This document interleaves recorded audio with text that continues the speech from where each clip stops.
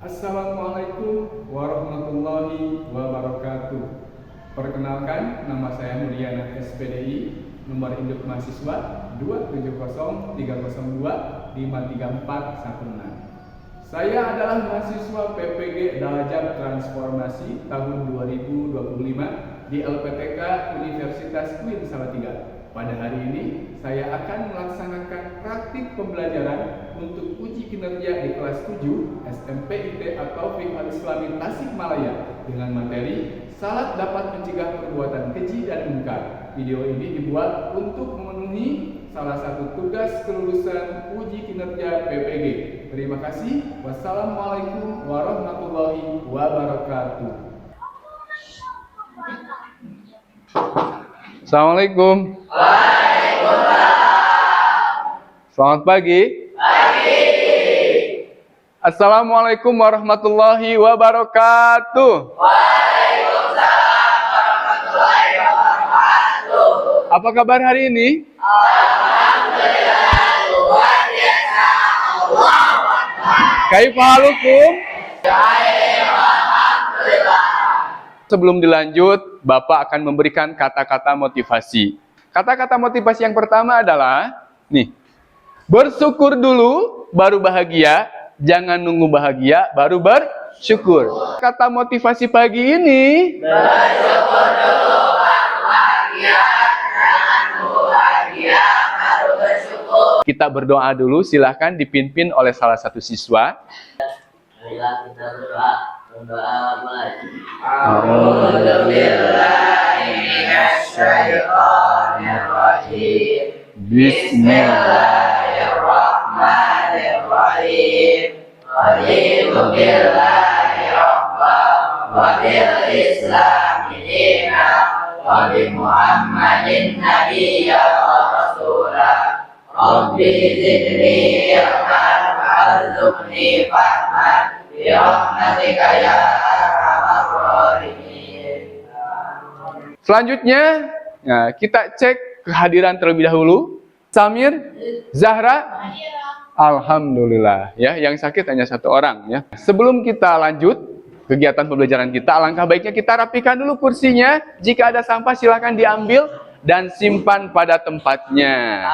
Kenapa dapat? Ada sampah. Simpan pada tempatnya ya. Sebelah sini sudah rapi. Sebelah sini sudah rapi.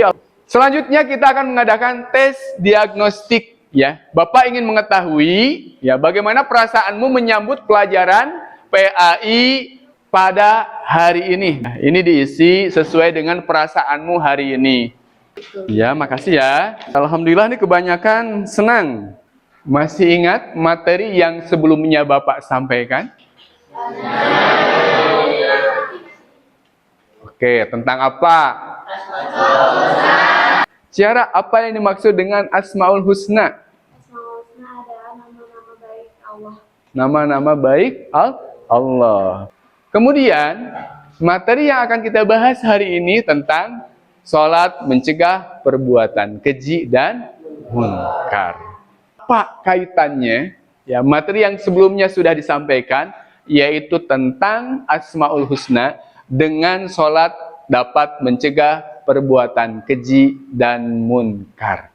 Silakan acungkan tangan. Apa Hisam? Kaitannya adalah kita harus merasa diawasi oleh Allah dalam segala kegiatan yang kita lakukan, terutama dalam salat. Oke, betul. Perhatikan gambar berikut. Ada gambar yang sholat, ada gambar yang maling. Ya, kenapa? Pak, kenapa salat disandingkan sama mencuri? Kenapa gambar yang sholat disandingkan dengan gambar yang mencuri? Sesuai dengan judul yang sudah tadi Bapak sampaikan, yaitu sholat dapat mencegah perbuatan keji dan munkar. Nah, kemudian berikutnya perhatikan dengan poster ini. Jika sholat tidak bisa mencegah kita dari kemunkaran, berarti ada masalah dengan sholat kita. Nah, ini ada video ya tentang sholat. Perhatikan baik-baik. Nah. Semakin banyak sholatnya, semakin tinggi kualitasnya. Bahkan jangankan yang fardu, sholat sunnah dia dulu. Ada yang dapat menyimpulkan dari video tersebut? Bahwa sholat itu dapat mencegah perbuatan keji dan munkar. Sebelumnya saya akan menyampaikan terkait tujuan pembelajaran terlebih dahulu. Yang pertama adalah menjelaskan makna sholat ya sebagai pencegah dari perbuatan keji dan munkar. Kegiatan pembelajaran hari ini adalah yang pertama, sebagai pemantik ya, yaitu tentang sholat sebagai pencegah perbuatan keji dan munkar. Nanti akan ada beberapa pertanyaan, kemudian diskusi topik makna sholat. Arti kata sholat dari segi bahasa adalah doa. Nah, kemudian sedangkan menurut istilah syara, ya, artinya ucapan dan pekerjaan yang dimulai dengan takbiratul ihram dan diakhiri dengan salam dengan syarat dan ketentuan-ketentuan tertentu. Nah, ini ayatnya Quran surat Al-Baqarah ayat 43. Ya. Wa aqimus sholat, dan dirikanlah sholat. Wa atuz zakat, dan tunaikanlah zakat. Warka'u, dan rukulah. Ya, ruku di sini maksudnya sholat. Ma'ar rokiin, beserta orang-orang yang ruku. Jadi maksud orang-orang yang ruku di sini itu adalah orang-orang yang baik, ya, orang-orang yang melaksanakan kegiatan sholat berjamaah di masjid. Kemudian salat dapat mencegah perbuatan keji dan munkar. Nah, sebelumnya kita baca bareng dulu Quran surat Al-Baqarah ayat 43. Waqimus sholata wa atuz zakata warka'u ma'ar rakiin. Oke, silakan baca bareng-bareng 1, 2, 3.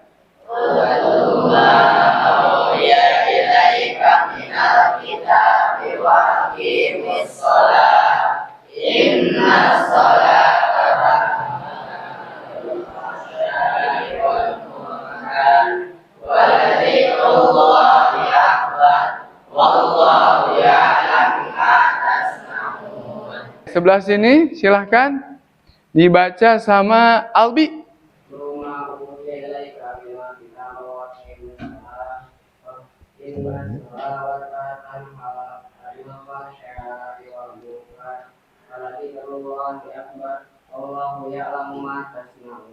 Perbuatan keji adalah perbuatan fahisyah atau dosa besar, ya, yang melanggar nilai-nilai moral agama yang dianggap sangat buruk dan tercela di dalam Islam. Sedangkan perbuatan mungkar itu perbuatan yang dianggap buruk, ya, atau karena bertentangan dengan akal sehat dan syariat Islam. Ya. Ada yang dapat memberikan contoh perbuatan keji seperti apa? Apa? Contoh perbuatan keji seperti membunuh. Membunuh, oke, siap. Contoh perbuatan keji yang pertama adalah zina. Kemudian berikutnya membunuh tanpa hak. Kemudian contoh perbuatan mungkar yang pertama berbohong. Kemudian berikutnya menggunjing atau ghibah. Salat dapat mencegah perbuatan keji dan munkar. Kenapa? Salat memiliki peran preventif, yaitu mencegah dari perbuatan keji dan munkar. Apabila sholatnya dilaksanakan dengan baik, syarat dan rukunnya dilaksanakan, kemudian kita melaksanakan sholat dengan ilmunya, kemudian sholatnya merasa diperhatikan oleh Allah Subhanahu wa Ta'ala, maka tidak mungkin ya orang yang melaksanakan sholat karena Allah Subhanahu wa Ta'ala, syarat rukunnya dilaksanakan, melaksanakan sholatnya dengan ilmunya, kemudian ikhlas, nah, saya yakin dia tidak akan melakukan perbuatan keji dan munkar. Yang pertama apa syarat wajib sholat itu? Yang kedua? Yang ketiga? Yang keempat? Yang kelima? Orang mukallaf ialah orang muslim yang dikenai kewajiban untuk menjalankan perintah dan larangan Allah Subhanahu wa Ta'ala karena telah dewasa, balik, berakal, serta telah mendapatkan seruan agama. Pertanyaannya, kita orang muslim, balik, berakal sehat, telah mendapatkan seruan agama. Pertanyaannya, kita wajib sholat tidak? Wajib. Ini ada ice breaking dulu ya. Tepuk sholat. Orang Islam harus sholat, harus sholat. Kita kerja, kita sholat, nunggu sholat. Orang Islam harus sholat, kita kerja, nunggu sholat. Setelah itu silahkan kalian berkumpul. Yang mendapatkan angka 1 sebelah sini, yang mendapatkan angka 2 sebelah sini. Kelompok 1, 2, 3, 4. Nanti silahkan dibaca, kemudian diisi. Perintahnya nanti ada di sana. Bapak akan membagikan LKPD terlebih dahulu sama materinya. Nah ini kan Poin penting presentasi kayak gimana, Pak? poin-poin penting presentasi bagaimana. Di sini poin-poinnya akan disampaikan. Ini judulnya apa? Berarti poin pentingnya di sini itu apa? Pengertian sholat, ya. Kemudian apa lagi?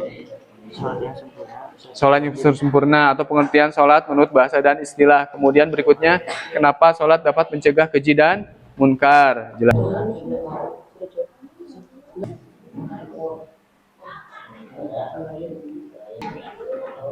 Untuk presentasi yang pertama, kami persilahkan kepada kelompok 1.